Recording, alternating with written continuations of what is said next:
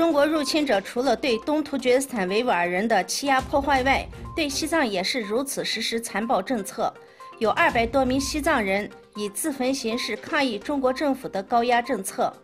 据报道，累世死亡人数将逐日增加。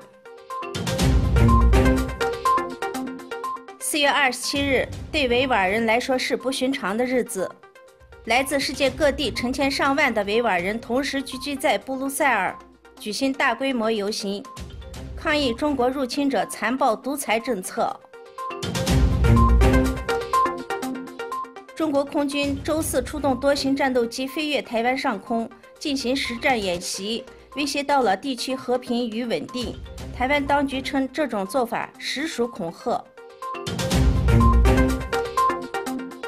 日本政府在冲绳县边野古启动的护岸填海造地工程迎来1周年之际，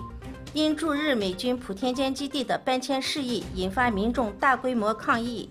大约有上千人聚集在美军史瓦布军营前，阻拦施工车辆进入，遭到警方及防暴队的强制疏离。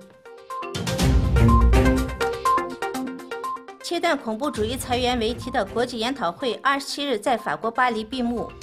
来自70多个国家和20多个国际组织的代表在会上分享和交流打击恐怖主义融资的经验做法，联合声明10项决定和措施，以防止恐怖融资。欧盟外长决定就缅甸罗兴亚回教徒杀害事件对缅甸军队将领实施制裁，并延长有关的武器禁运措施。